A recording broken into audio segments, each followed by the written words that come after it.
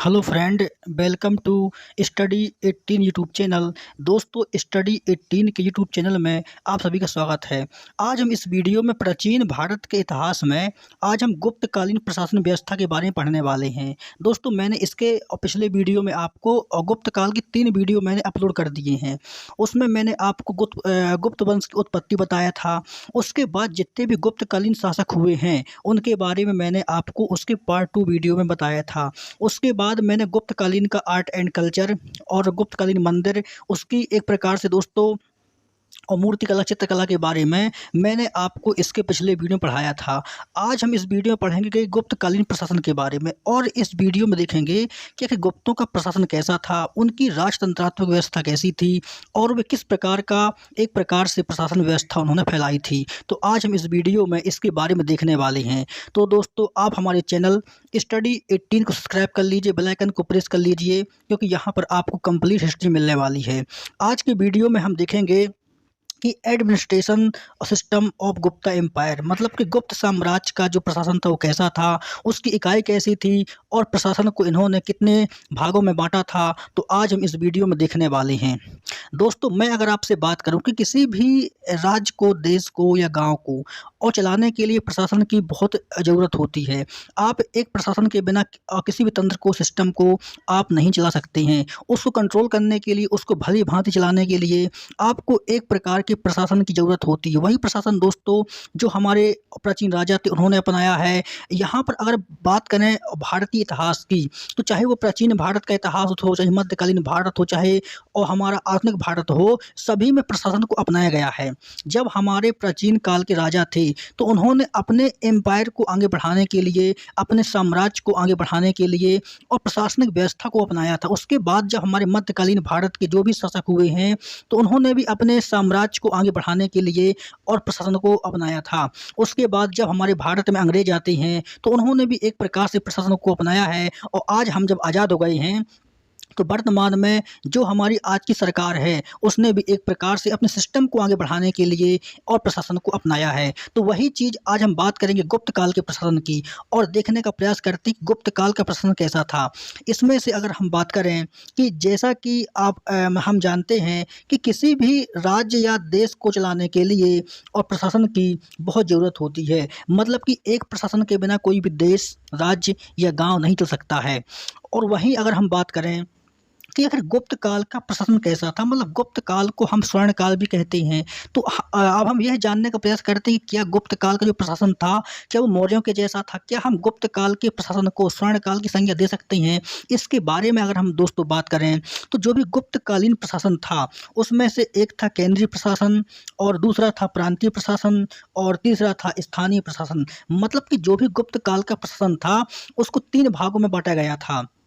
मैं केंद्र के रूप में था केंद्रीय प्रशासन, और केंद्रीय प्रशासन के ठीक नीचे कार्य करता था, और प्रांतीय प्रशासन के ठीक नीचे का कार्य करता था स्थानीय प्रशासन। तो इस प्रकार से प्रशासन को 3 भागों में बांटा गया था।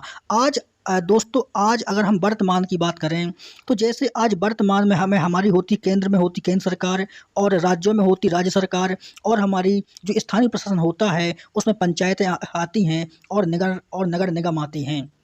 तो इस प्रकार से जितना भी प्रशासन है उसको अगर हम आज से कंपेयर करें और उस टाइम से कंपेयर करें तो कोई भिन्नता हमको देखने को नहीं मिलती है। उस टाइम पर भी केंद्रीय प्रशासन था, आज भी केंद्र सरकार है। उस टाइम पर जो भी प्रांतीय प्रशासन था, तो उस टाइम पर जो भी प्रांतीय प्रशासन था उसको आज हम राज्य सरकार से उसकी कंपेयर कर सकते हैं। तो उस टाइम का जो प्रांतीय प्रशासन था वो आज की राज्य सरकार है।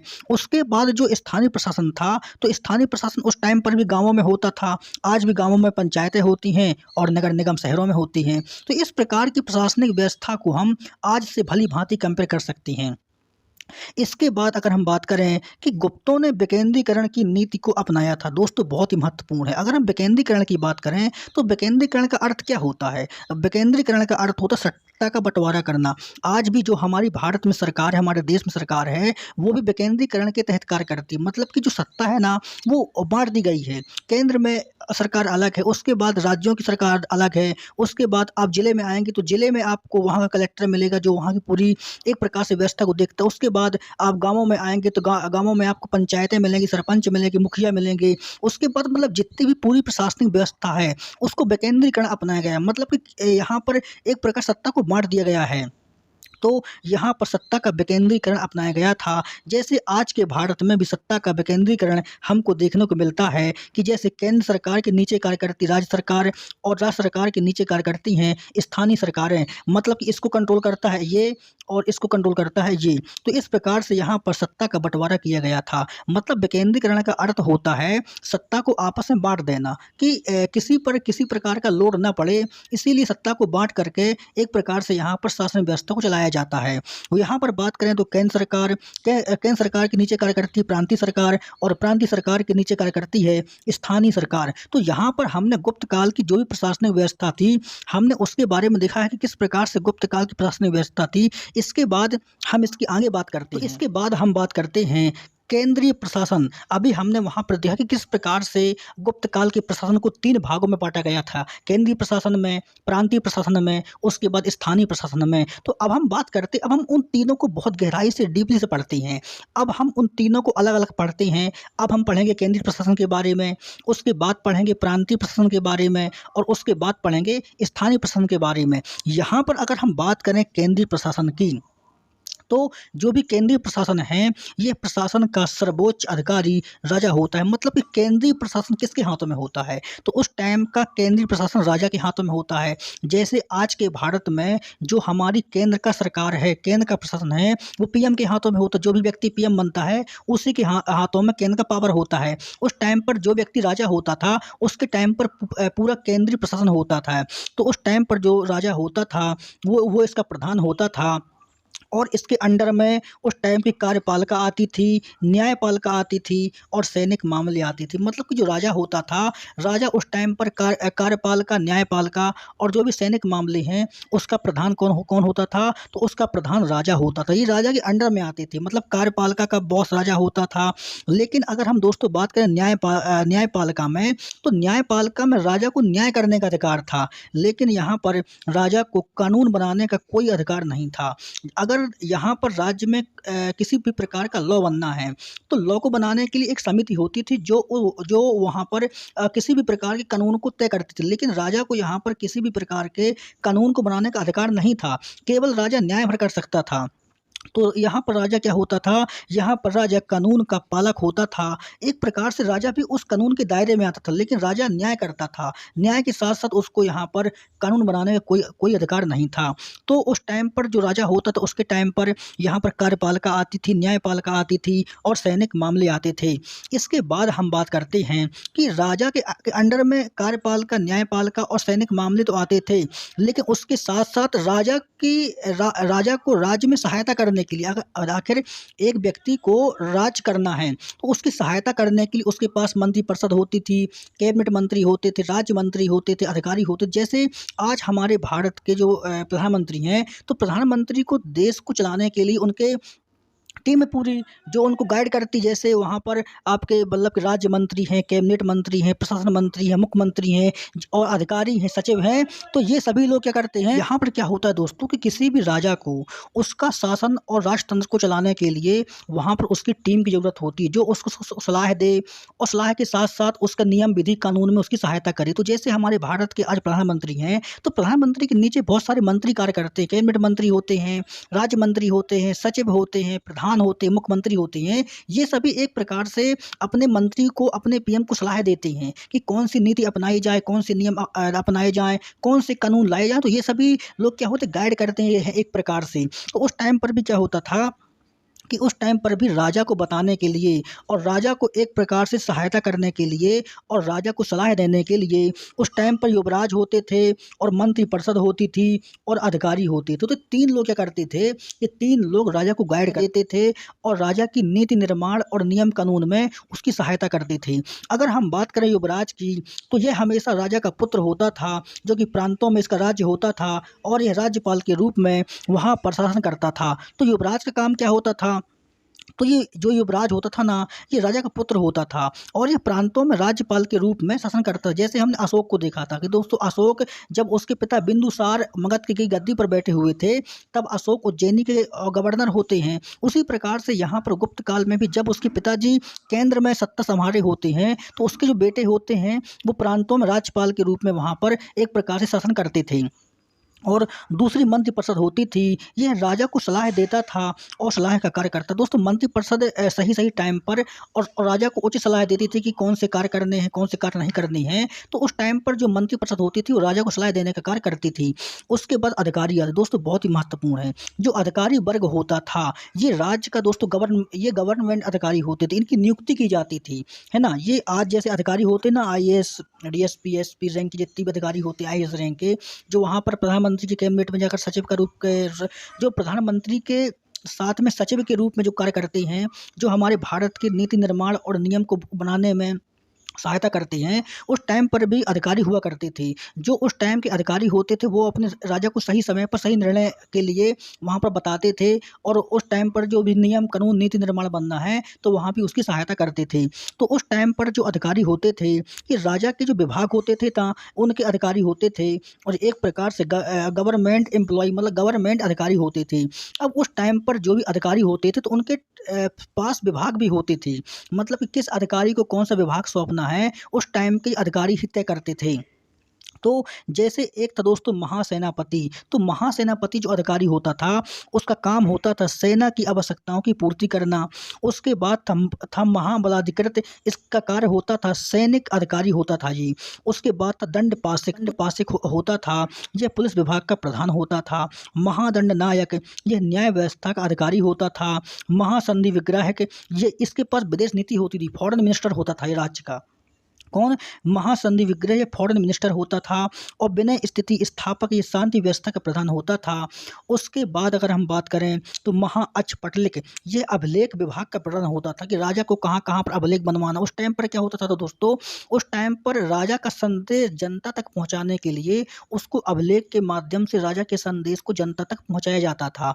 तो कौन सा अभिलेख कहाँ पर बनेगा, कैसा बनेगा, ये सब तय करते थे महाअक्षपटलिक। तो महाअक्षपटलिक का कार्य होता था, यह अभिलेख विभाग का प्रधान होता था। उसके बाद था ध्रुवाधिकरण। तो जो ध्रुवाधिकरण होते थे, ये टैक्स अधिकारी होते थे, ये राजा की टैक्स व्यवस्था को देखते थे।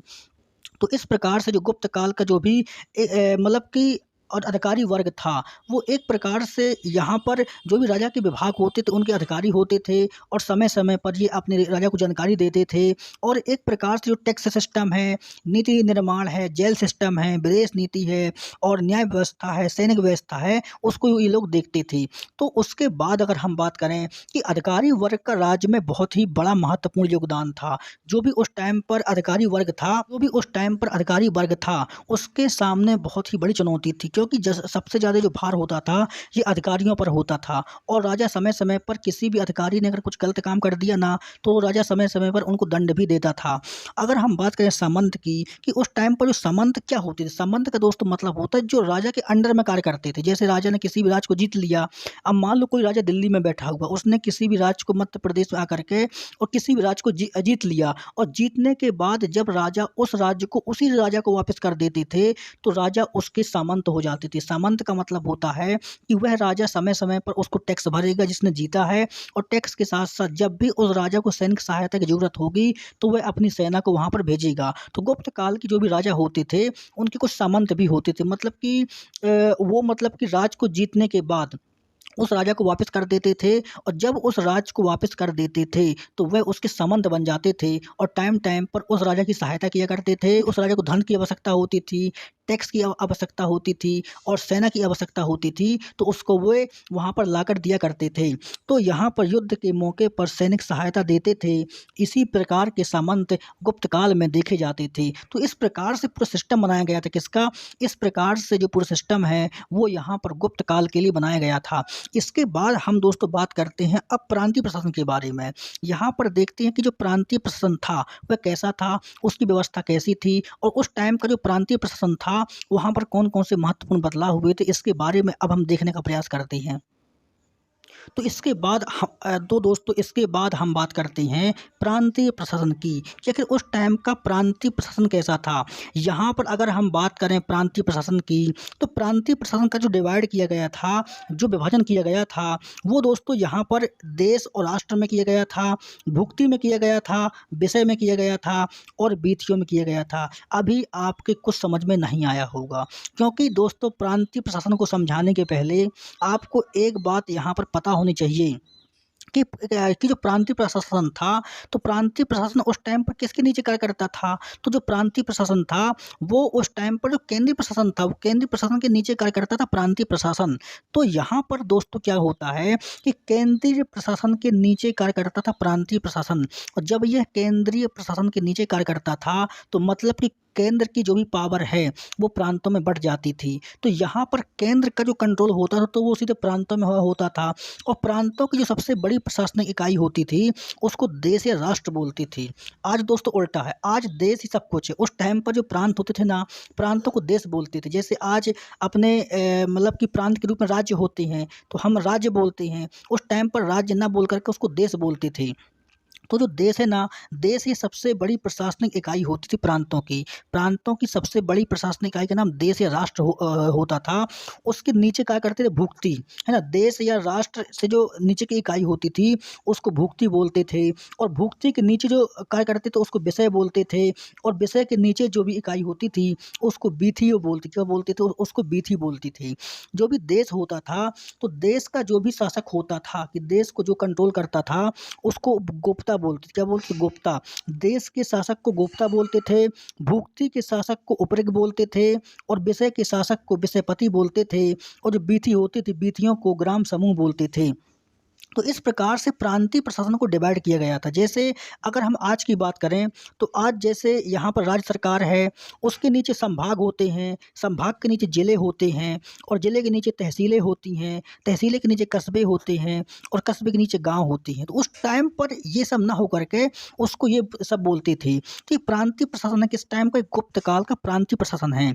जैसे आज हमारा राज्य है, जैसे राज्य है, राज्य के नीचे संभाग होते हैं, संभाग के नीचे जिले होते हैं, जिले के नीचे तहसीलें होती हैं, और तहसीलें के नीचे कस्बे होते हैं, कस्बे के नीचे गांव होते हैं। तो उस टाइम पर यहाँ पर जो राष्ट्र होता था, राष्ट्र के नीचे भुक्ति होते थे, भुक्ति के नीचे विषय होते थे, विषय के नीचे बीथी होते थे, और ये सब उनमें जो करते थे ये सब क्या होते थे, तो इनके इसका जो मेन एम्पायर होता था उसको गुप्ता बोलते थे, और भुक्ति के शासक को उपरिक बोलते थे, और विषय के शासक को विषयपति बोलते थे। इस प्रकार से यहाँ पर प्रांतीय शासन का डिवीजन किया गया था। इसके बाद दोस्तों हम बात करते हैं स्थानीय प्रशासन के बारे में, कि आखिर गुप्त काल का जो सबसे छोटा प्रशासन था उसको बोलते थे स्थानीय प्रशासन। तो ये स्थानीय प्रशासन उस टाइम का कैसा था, इसके बारे में अब हम बात करते हैं।